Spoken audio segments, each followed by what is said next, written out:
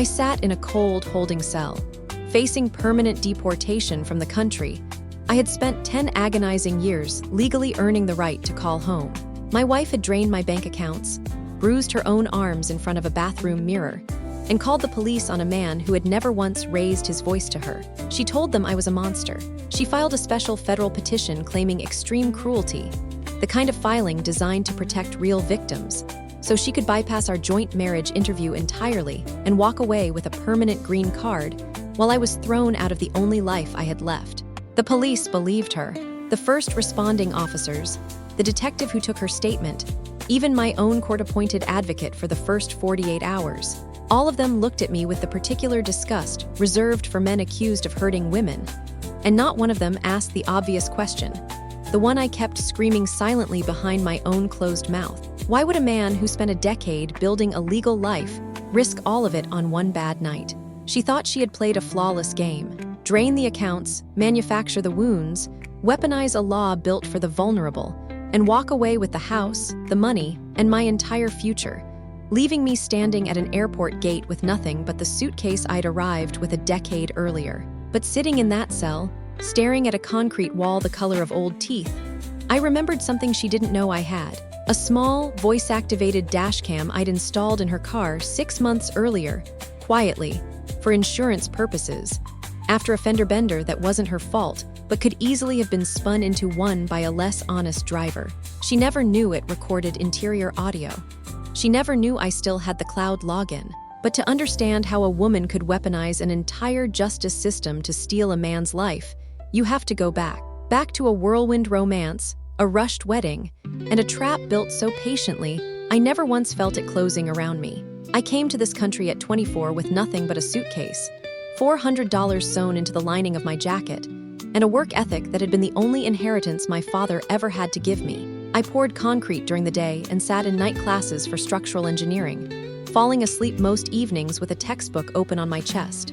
It took me 10 years of paperwork, of waiting rooms, of proving and reproving that I deserved to stay, but I got there. Citizenship, a licensed contracting business with my name on the side of every truck, a house I'd built with crews I trained myself, on a street where neighbors waved instead of staring. I had everything, except someone to come home to. I met Isabella at a friend's barbecue, a foreign student 2 years from finishing her degree, her visa already counting down toward an expiration date she mentioned within the first 10 minutes of conversation, almost too casually, the way you'd mention weather. She was warm and quick to laugh, the kind of beautiful that made a room recalibrate slightly when she walked into it. And she looked at me like I was the most fascinating thing she'd encountered in years. I won't pretend I questioned it much. I was 33, successful, lonely in the specific way successful men sometimes are, and she made loneliness feel like something that had simply been a misunderstanding all along. 6 months later, we were married in a small ceremony in my backyard.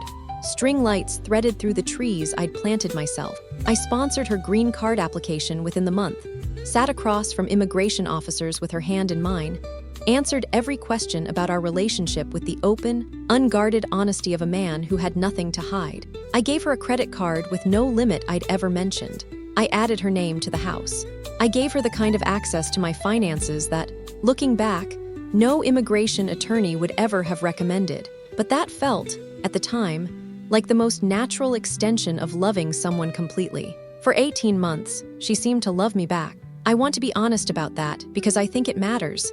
I wasn't a fool blinded by nothing. There were real mornings, real laughter, real moments where I believed completely that I had finally built the life I'd spent a decade bleeding for. The day her conditional green card arrived in the mail, a thin government envelope she opened standing at our kitchen counter, her face unreadable for a fraction of a second before the smile returned, something in her shifted, not gradually, almost like a switch. Within 2 weeks, she'd stopped initiating conversation that wasn't about money. Within a month, she was wiring sums to sick relatives back home that, when I finally added them up, totaled more than some of my crews made in a year. I asked questions. She deflected, then grew cold, then grew openly irritated that I would dare question where my own money was going. When I finally froze the joint accounts, calmly, I thought, reasonably, the way you'd address any financial concern in a marriage, she didn't argue. She didn't raise her voice or cry or do any of the things I expected from a confrontation. She smiled, a small, dead-eyed thing I'd never seen on her face before, gone almost as soon as it appeared, replaced by something carefully blank. "Okay," she said, and walked out of the room. 2 hours later, the front door of my own house came off its hinges under the weight of a police battering ram. I was sitting in the living room, halfway through a beer, completely unprepared for the 4 officers who flooded through the doorway with weapons drawn, shouting commands I could barely process. Isabella was crouched in the far corner of the kitchen, her shirt torn at the collar, 3 angry red scratches down one cheek, sobbing into her own trembling hands. One finger lifted and pointed directly at me before I'd even fully registered what was happening. "He did this," she said, her voice cracking with a precision that should have told me everything if I hadn't been too busy being handcuffed to notice. "He's been hurting me for months." I was scared to say anything. I didn't fight the cuffs. I didn't raise my voice. I kept saying I hadn't touched her, that none of this was true, in a calm, level tone that I would later learn from my lawyer had probably been the only thing keeping the responding officers from escalating further. It didn't matter. By midnight, I was in a county holding cell, charged with domestic assault, staring at a phone call I was allowed to make to a lawyer I didn't yet have. He came the next morning, a tired-looking man named Daniel Reyes, who specialized in cases exactly like mine. And the first thing he told me, sitting across a scarred metal table, made my stomach drop somewhere I didn't know it could still fall. "She filed something called a VAWA self-petition," he said. "Violence Against Women Act. It's meant to protect real victims, people genuinely trapped in abusive marriages who need a path to status independent of their sponsor. She's claiming extreme cruelty. If USCIS approves it, Mateo, she gets a permanent green card on her own, no longer tied to you at all. And you," he paused, choosing the next words with visible reluctance, "you get processed for deportation. As a violent offender, with a federal record that follows you for the rest of your life." I sat very still, the fluorescent light overhead humming in a way that suddenly felt unbearably loud. "She played you," he said, not unkindly, just honestly. "From the beginning, probably. I need you to understand how serious this is before we go any further." I made bail 4 days later, walked out of that building into sunlight that felt like it belonged to someone else's life, and discovered, within 48 hours, that my own accounts had been hollowed out before she'd ever called the police. $150,000, wired out in a series of transfers 2 days before the arrest, gone into an account I had no name or number for. I had nowhere to go. A restraining order kept me out of my own house. I checked into a motel off the highway, the kind with a flickering vacancy sign and curtains that didn't quite close, and sat on the edge of a stiff mattress trying to make sense of a life that had collapsed in under a week. It was my second night there, staring at the ceiling, unable to sleep, when I remembered the car. My truck, Isabella's car, technically, the one I'd bought her after the wedding, was sitting in an impound lot, seized as part of the investigation. And 6 months earlier, after a minor accident that wasn't her fault, I'd hardwired a small, motion-activated dashcam into it myself, the kind that uploaded automatically to a cloud server whenever it found a Wi-Fi connection, mostly so I'd never have to argue with an insurance adjuster again. She'd never asked how it worked. She'd never asked whether it recorded sound.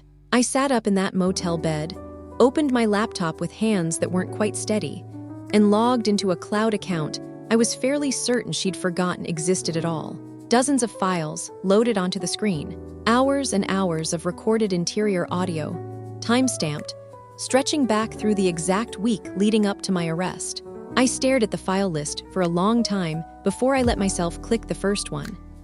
The state courtroom smelled like old carpet and burnt coffee, and Isabella sat at the plaintiff's table in a soft cardigan 2 sizes too big for her, flanked by a domestic violence advocate who kept one protective hand on her shoulder the entire hearing, as if Isabella might shatter at any sudden movement. She didn't look at me when I walked in. That was the performance. I understood now, watching it with new eyes. Eye contact was for victims who'd healed enough to be brave. Isabella played the version of herself that was still too fragile for that, eyes downcast, fingers worrying the edge of a tissue she never actually used. It was only once, while her lawyer was reading from a prepared statement about the house and the request for permanent alimony, that she glanced up and caught my eye for half a second. She smiled, Small, private, gone almost before it registered. A smile that had nothing to do with grief and everything to do with a woman watching her plan unfold exactly as designed. I didn't react. I'd promised myself, in that motel room 2 nights earlier, that I would give her nothing to work with. No flicker of anger her lawyer could later describe to a judge as barely contained rage. I sat with my hands folded on the table and let her ask for the house, the car, 50% of my company's valuation, and 3 years of spousal support, all while a county-appointed advocate dabbed sympathetically at her own dry eyes. I went back to the motel that night and opened my laptop with the particular, focused calm of a man who has decided exactly where his next year is going to go. The dashcam files were organized by date and time, mundane in a way that made the horror, when I finally found it, land even harder. 3 minutes of static road noise, a radio station changing twice, the small domestic sounds of a woman driving to a grocery store. I scrubbed through file after file at double speed, searching for nothing in particular, just listening for the shape of something wrong. I found it in a file recorded a little after 4 in the afternoon, 2 hours before my arrest. Isabella's voice, clear and close to the dashboard microphone, speaking rapid Spanish to someone I recognized immediately as her mother. The cadence of their conversation unmistakable even before I'd processed a single word. I am fluent in that language. It's the language my own grandmother sang to me in. Isabella had always treated that fact like a footnote, something she'd absorbed about me without ever quite believing it mattered. The way some people learn a fact about a partner and simply file it away without imagining it could ever be turned against them. I sat very still and listened. "Yes, Mama," she was saying, laughing, the bright, easy laugh of a woman who believes she has already won. "The money's transferred. All of it this morning before he even thinks to check." A pause, her mother's voice murmuring something I couldn't quite catch. "I'm going to scratch my face with a fork now and call the police. The stupid American pig will be deported by Christmas, and I keep the house." I played it again. Then a third time, my hand hovering over the trackpad. My own breathing, the only sound in that motel room, beyond the tinny audio bleeding from my laptop speakers. The stupid American pig. I'd built a business with my hands. I'd sat in night classes until 2 in the morning, falling asleep over textbooks I could barely afford. I'd waited a decade, filed every form correctly, told the truth in every interview, and married a woman I genuinely believed loved me back. I didn't feel rage, exactly, listening to that recording. I felt something colder than rage, something that settled into my chest and stayed there, patient and exact. I kept scrubbing through the files over the following nights, methodical, cataloging everything by timestamp in a spreadsheet that grew longer each evening. Most of it was nothing: grocery runs, phone calls to friends about nail appointments, the empty static of a woman alone in a car. But every few days, another fragment surfaced, another piece of a much larger structure than I'd originally understood. I found a call from 3 weeks before the arrest, Isabella's voice lower, more intimate, talking to someone whose name I didn't recognize, Andres, in a tone she had never once used with me, not even in our first 6 soft, lying months together. "Once he's gone," she told him, "you come on the family visa. I'll already be a permanent resident by then, it's a formality. We'll have the house outright. He'll be too busy fighting deportation to ever touch any of it again." I found the wire transfer details 2 files later, mentioned almost in passing.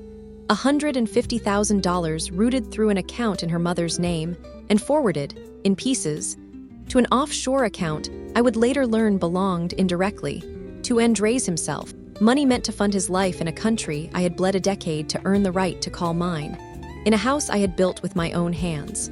I sat back from the laptop somewhere around 3 in the morning, the motel room silent except for the hum of a malfunctioning air conditioner, and understood with total clarity that what I was looking at was no longer a bad marriage or even a single act of fraud. It was a conspiracy, patient, calculated, international in scope, and built entirely on the assumption that I would be too devastated, too distracted by my own deportation hearing, to ever look closely enough to see the whole shape of it. State court wasn't going to be enough for this.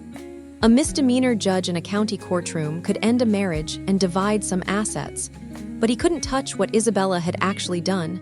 couldn't reach the federal fraud, the immigration perjury she was about to commit, the offshore wire that had stolen a fortune meant for nothing but her own engineered escape. If I wanted this to end the way it needed to end, I wasn't going to fight her in a county courtroom at all. I was going to let her walk, willingly, smiling, straight into a federal one. Daniel Reyes listened to the first recording without saying a word, his face perfectly still in the way of a man who has learned, over many years of practice, not to react to anything until he's certain of its legal weight. "Play it again," he said once it finished. I did. "The stupid American pig will be deported by Christmas." He sat back in his chair afterward and exhaled slowly through his nose, the closest I'd seen him come to visible emotion since the morning he'd told me, in a county lockup, that I was facing federal deportation as a violent offender. "This is good," he said. "This is very good. But I need to tell you something important, and I need you to actually hear it, not just nod along because you're angry. Raw audio isn't enough. Her lawyers will claim it's edited, spliced, taken out of context, a deepfake, anything. We need this bulletproof before it ever sees a judge." We spent the following weeks building exactly that. I found a court-certified legal translator through a referral from Daniel's office. A woman named Marisol Ibarra, who had spent 11 years doing forensic translation work for federal cases, and who listened to the recordings in her own office with a pair of professional headphones and a legal pad, transcribing every word in both languages side by side, line by line, before signing a sworn certification that the translation was accurate and complete. I also hired a digital forensics expert, a quiet, precise man named Theo Park, who took the raw audio files directly from the cloud server's original metadata and ran a cryptographic hash on each one, a kind of digital fingerprint that would prove, mathematically, that nothing in those files had been altered, cut, or rearranged since the moment they were recorded. He produced a report thick enough to function as a doorstop, every timestamp and file signature documented with a precision that made my own carefully kept spreadsheet look amateurish by comparison. While that work moved forward, Daniel made a strategic decision that struck me, at first, as almost reckless. "We're going to let her keep going," he said. "We don't rush to kill the state charges yet. We let her federal petition keep moving forward. Because the second she signs that VAWA self-petition, the sworn affidavit, under penalty of perjury, swearing every word of that abuse claim is true, she commits a federal crime the moment her pen leaves the paper. We want her to sign it. We want her to believe she's already won." I understood, slowly, what he meant. The state assault charge against me was almost incidental now, a side door. The real trap was federal, built from a single sworn document Isabella was about to sign with the same confident, practiced hand she'd used to file every fraudulent piece of paperwork before it. She signed it 3 weeks later. Her attorney filed the affidavit with the Department of Homeland Security on a Tuesday, swearing under federal penalty of perjury that I had subjected her to a sustained pattern of extreme cruelty throughout our marriage. I sat in Daniel's office the day he received confirmation the petition had been formally entered into the federal system. And for the first time since the night 4 officers tore my front door off its hinges, I felt something other than fear sitting in my chest. "It's done," Daniel said, sliding the confirmation across his desk toward me. "She just committed federal perjury and immigration fraud in writing, under her own signature. Now we wait for the hearing." The joint federal and state evidentiary hearing was scheduled for a gray Tuesday morning in late autumn. The kind of dense, low sky that made the courthouse steps look like they belonged to a much older, much heavier building than the modern glass structure actually standing in front of me. I arrived early, in a plain dark suit, carrying a single thick dossier bound in red, sealed with the kind of formal certification stamps that Theo Park's forensics report and Marisol Ibarra's translation work had earned it over the preceding months. Every recording, every hash signature, every sworn translation, organized into a single, devastating chronological narrative. Isabella arrived 20 minutes later, dressed in modest, conservative gray, a cardigan buttoned to her collarbone, a folded tissue already visible in one closed fist, her advocate walking half a step behind her with the careful, protective posture of someone escorting a woman made of glass. She didn't look at the dossier in my hands. She had no reason to expect what it contained. For one suspended moment, standing on opposite sides of that courthouse atrium.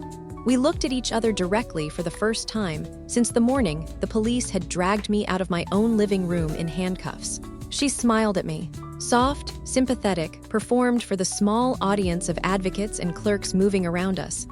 The practiced expression of a woman who had spent months believing, with total confidence, that she had already won. I didn't smile back. I didn't need to. I simply turned and walked toward the courtroom doors, the red-sealed dossier held steady in both hands, carrying inside it the exact sound of her own voice undoing everything she'd built. Isabella took the stand first, exactly as her attorney had planned, and for nearly 20 minutes she gave what I will admit, even now, was a genuinely masterful performance. She described a marriage built on fear. She described nights she claimed to have spent locked out of our own bedroom, threats she said I'd whispered to her in the dark, a pattern of extreme cruelty, delivered in a trembling, halting voice that broke at precisely the moments most likely to land hardest with the judge watching her from the bench. She dabbed at her eyes with the tissue she'd carried in since the atrium, her advocate nodding supportively from the gallery behind her. The immigration judge, a stern woman named Judge Halloran, who had clearly sat through hundreds of these hearings, looked across the courtroom at me with an expression of open, undisguised disgust. "Mr. Vargas," she said, once Isabella's testimony concluded, her voice flat and final, the voice of someone who has already mentally drafted her ruling. "Do you have any evidence to present before I rule on this VAWA petition?" Daniel rose to his feet beside me, calm, unhurried, a man who had been waiting months for exactly this sentence. "Yes, Your Honor," he said. "We have the plaintiff's own confession, recorded approximately 2 hours before the incident in question, along with certified forensic authentication and a notarized professional translation." I watched Isabella's face from across the courtroom. For the first time since the atrium, something flickered behind her composed expression, not quite fear yet, more a kind of confused recalibration, the look of someone hearing a sentence that doesn't fit anywhere in the script she'd memorized. Daniel submitted Theo Park's forensic report and Marisol Ibarra's certified translation to the bench first, walking the judge through the chain of custody, the cryptographic hash verification, the unbroken metadata trail proving the recordings were untouched since the moment they were captured. Judge Halloran reviewed the documents with visibly sharpening attention, her earlier disgust slowly reorganizing itself into something colder and more focused. Then the audio played. Isabella's voice filled the courtroom, tinny through the evidence speaker, but unmistakable, laughing the same bright, confident laugh I'd listened to alone in a motel room months earlier. The certified English translation scrolled across the courtroom's display screen in real time beneath the original Spanish, every word rendered in flat, undeniable black text for the entire room to read. "I'm going to scratch my face with a fork now and call the police. The stupid American pig will be deported by Christmas, and I keep the house." The courtroom went utterly silent. I watched Isabella's face drain of color in real time, watched her hand, still holding that performative tissue, freeze halfway to her cheek. "Objection," her attorney said, scrambling to his feet, his voice already cracking under the weight of an objection he clearly didn't believe himself. "Your Honor, this audio could be manipulated, taken out of." "I have the forensic hash report in front of me, Counselor," Judge Halloran said without looking up. "Sit down." Daniel played the second recording before the room had fully absorbed the first. Isabella's voice again. Lower now, more intimate, the conversation with Andres about the family visa, the house, the $150,000 already rooted offshore in pieces designed to outlast a deportation Mateo never deserved. The judge's face had gone past disgust now, past anger, into something quieter and far more dangerous. She set down the documents in front of her with deliberate precision. "Ms. Reyes Calderon," she said, addressing Isabella directly for the first time, her voice carrying the particular weight of a woman about to end someone's entire constructed life in a single sentence. "This petition is dismissed. The court finds clear and convincing evidence of immigration fraud and perjury committed under federal penalty." She turned toward the back of the courtroom, where 2 agents in dark jackets had been standing quietly near the door since the hearing began. Agents I hadn't even fully registered until that exact moment. "You may proceed," the judge said. What happened next happened fast enough that I would only fully reconstruct it later, replaying it in my memory like Daniel's evidence files. Isabella rising halfway out of her chair as if to run, her attorney's hand closing uselessly around her wrist, the two federal agents crossing the courtroom floor without hurry. Because there was, in that room, absolutely nowhere left for her to go. Isabella Reyes Calderon, one of the agents said, "You're under arrest for immigration fraud, perjury before a federal officer, and grand larceny." She screamed something in Spanish at her mother, who wasn't even in the room, a reflex more than a sentence, and then the cuffs were on her wrists, the same cold metal sound I remembered from my own arrest, except this time, sitting in that courtroom chair, I felt nothing resembling the terror I'd felt that night. I felt something closer to a held breath finally, fully released. The state assault charge against me was dismissed within the same hearing, the judge noting for the record that the underlying allegations had been comprehensively and irreversibly discredited. My business accounts were unfrozen within the week. The offshore account in Isabella's mother's name was seized by federal investigators, and after several months of additional paperwork, I was almost too relieved to mind. The stolen $150,000 was returned to me in full. Isabella's conditional green card was permanently revoked. Her deportation order was signed within 6 weeks, fast-tracked by the same federal machinery she'd once tried to weaponize against me, and she was placed on a flight back to the country she'd left a decade earlier, with a lifetime ban on re-entry stamped into a file that would follow her everywhere she ever tried to go again. I drove out to the airport the morning of her flight, not for her. I want to be honest about that, but because some part of me needed to see it complete itself with my own eyes, needed proof that the nightmare actually had an ending and not just a pause. I stood at the observation window and watched a plane lift off the runway into a gray autumn sky, carrying away the woman who had once smiled at me across a backyard full of string lights, and convinced me, completely, that I had finally found someone to share my life with. She didn't steal my American dream.